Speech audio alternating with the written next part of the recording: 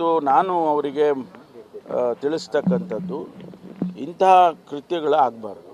ಬೆಂಗಳೂರು ಇಡೀ ವಿಶ್ವಕ್ಕೆ ಮಾದರಿಯಾಗಿ ಒಂದು ರೀತಿಯಲ್ಲಿ ವಿಶ್ವಕ್ಕೆ ಪ್ರಖ್ಯಾತಿಯಾಗಿರ್ತಕ್ಕಂಥ ಪಟ್ಟಣ. ನಮಗೆಲ್ಲ ಹೆಮ್ಮೆ ಇರಬೇಕು. ಭಾಳ ಜನ ಬೆಂಗಳೂರಿಗೆ ಹೊರದ ರಾಜ್ಯದಿಂದ ಬರ್ತಾರೆ, ಹೊರ ದೇಶದಿಂದ ಬರ್ತಾರೆ. ಅವರಿಗೆಲ್ಲ ನಾವು ಏನು ಮೆಸೇಜ್ ಕೊಡ್ತೇವೆ? ಅದು ಈ ರೀತಿ ಆಗಬಾರ್ದು. ಅದಕ್ಕಾಗಿ ಇವತ್ತು ಕಾನೂನು ಕ್ರಮ ಜರುಗಿಸಿದ್ದಾರೆ ಪೊಲೀಸ್ನವರು. ಅದನ್ನು ಬಿಟ್ಟು ಬೇರೆ ಯಾವುದೇ ವಿಶೇಷತೆ ಏನೂ ಇಲ್ಲ. ಸರಿ, ಬರಗೂರು ರಾಮಚಂದ್ರಪ್ಪ ಅವರು ಕೂಡ ಒತ್ತಾಯ ಮಾಡಿದ್ದಾರೆ, 1 ತಿಂಗಳ ಒಳಗಾಗಿ ಕಡ್ಡಾಯ ಅಗ್ರಸ್ಥಾನದಲ್ಲಿರುವಂತೆ ಸರ್ಕಾರ ನೋಡ್ಕೊಳ್ಬೇಕು. ಹೌದಮ್ಮ, ನಾವು ಅದನ್ನು ಮಾಡ್ತೇವೆ. ಮಾಡೋದಿಲ್ಲ ಅಂತ ಎಲ್ಲಿ ಹೇಳಿದ್ದೀವಿ? 1 ತಿಂಗಳೋ 2 ತಿಂಗಳೋ ಒಂದಿಷ್ಟು ಸಮಯ ನಿಗದಿ ಮಾಡ್ತೇವೆ, ಕೊಡ್ತೀವಿ. BBMPನವರು ಫೆಬ್ರವರಿ ಒಳಗಾಗಿ ನೀವು ಇದನ್ನೆಲ್ಲ ಕ್ರಮ ತಗೊಳ್ಳಿ ಅಂತೇಳಿ ಆಗಾಗಲೇ ಸೂಚನೆ ಕೊಟ್ಟಿದ್ದಾರೆ.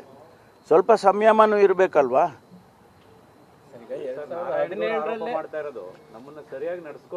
ಸರಿಯಾಗಿ ಅಂದರೆ ಹೆಂಗೆ ಹೇಳಿ, ನೀವೇ ಹೇಳಿ. ಅವ್ರನ್ನ ಕೇಳ್ತೀನಿ ನಾನು. ಸರಿಯಾಗಿ ಅಂದರೆ ಹೆಂಗೆ? ಪೊಲೀಸ್ನವರು ಸರಿಯಾಗಿ ಅಂದರೆ ಹೆಂಗೆ? ನೀವು ಬೀದಿನಲ್ಲಿ ಕೂತ್ಕೊಂಡು ಪ್ರತಿಭಟನೆ ಮಾಡ್ತೀರಿ, ನಿಮ್ಗೊಂದು ಅರ್ಧ ಗಂಟೆ ಸಮಯ ಕೊಡ್ತಾರೆ ಪೊಲೀಸ್ನವ್ರು. ಆಯ್ತಪ್ಪ, ಅವರು ಪ್ರತಿಭಟನೆ ಮಾಡ್ತಾರೆ, ಒಂದು ಹಾಫ್ ಆನ್ ಅವರು ಕೂತ್ಕೊಂಡಿದ್ದು ನಿಮ್ಮ ಏನು ಅನಿಸಿಕೆ ಇರುತ್ತೆ ಅದನ್ನು ಸಾರ್ವಜನಿಕವಾಗಿ ತಿಳಿಸ್ತೀರಿ ಅಂತೇಳಿ ಒಂದು ಹಾಫ್ ಆನ್ ಅವರ್ ಟೈಮ್ ಕೊಡ್ತಾರೆ.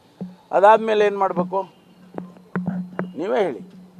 ಆ ಕೆಲಸ ಪೊಲೀಸ್ನವ್ರು ಮಾಡಿದ್ದಾರೆ. ನೀವು ಇದು ಏನದು ಶಾಪಿಂಗ್ ಸೆಂಟ್ರ್ಗಳಲ್ಲೆಲ್ಲ ಹೋಗಿ ಆ ಬೋರ್ಡ್ಗಳೆಲ್ಲ ಕಿತ್ತಾಕಿ ಅವ್ರ ಮೇಲೆ ದಾಂಧಲೆ ಮಾಡಿ ಅದೆಲ್ಲ ಮಾಡುವಾಗ ಪೊಲೀಸ್ನವ್ರು ಏನು ಮಾಡಬೇಕಿಲ್ಲ? ಅವರು ಅಂಗಡಿಯವರು, ಶಾಪಿಂಗ್ ಮಾಲ್ನವರು, ಅವರು ರಕ್ಷಣೆ ಬೇಕು ಅಂತ ಅವರು ಹೇಳ್ತಾರೆ. ರಕ್ಷಣೆ ಕೊಡಬೇಕಾ ಬೇಡವಾ ಹೇಳಿ?